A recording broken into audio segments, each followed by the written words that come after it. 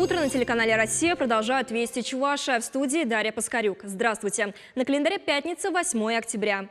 Ровно через неделю в стране начнется всероссийская перепись населения. Ее основной этап стартует 15 октября и продлится до 14 ноября. Жителям страны предстоит ответить на 33 вопроса. Но как принять участие в опросе тем, если кто-то в этот период будет находиться в больнице? Пациент, получающий стационарное лечение, сможет самостоятельно заполнить переписной лист на сайте госуслуг, отмечают в Чувашстате. Для этого при себе нужно иметь любое устройство, имеющее выход в интернет. Например, смартфон, планшет или же ноутбук. Если необходимых гаджетов под рукой не окажется, переписать временно находящегося под присмотром врачей по основному месту жительства смогут родные и близкие. В Чебоксарах проходит финал всероссийского конкурса «Смиротворец». В столице республики собрались журналисты и блогеры со всей страны. Те, кто всесторонне и глубоко в последнее время освещал вопросы межнациональных и этноконфессиональных отношений.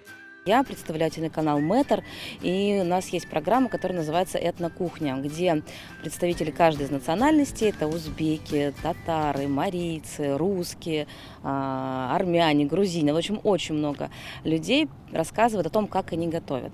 И кухня – это вообще такое… То, что вот связывает всю нашу жизнь. Например, на одно тесто есть куча заговоров у каждого народа. Кто-то пришептывает, кто-то припевает. В общем, это все очень интересно. И вот эту программу на кухне сегодня я привезла на конкурс. В этом году у конкурса 8 номинаций. Имена победителей регионального этапа всероссийского конкурса будут объявлены уже сегодня. Торжественная церемония награждения состоится в Национальной библиотеке Чувашии. Те, кто интересуется этникой, знают, что в Чебоксарском заливе разместился этнопарк «Сувар». В нем живут более 130 уникальных обрядовых фигур чувашской мифологии. Однако время не щадит деревянные скульптуры. Они гниют в непогоду, сохнут в жару и подвергаются грибковой инфекции. Поэтому их необходимо реставрировать. Преобразить обрядовые скульптуры вызвались 25 активистов при Чувашском национальном конгрессе. Они нанесли на фигуры несколько слоев защитной краски. Теперь персонажи чувашских легенд из Казани блестят под осенними лучами солнца и приглашают гостей в свой волшебный мир.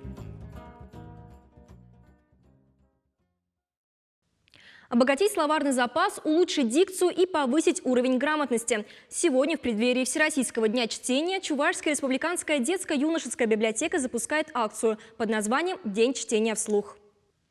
Чтобы принять участие, любителям литературы необходимо разместить видеоролики громких чтений на своих страничках в социальных сетях с хэштегом «День чтения вслух». Это могут быть как детские стихи и сказки, так и произведения классиков из современных авторов, в том числе и чувашских. Так что читайте, не стесняясь выражать чувства и не боясь запнуться.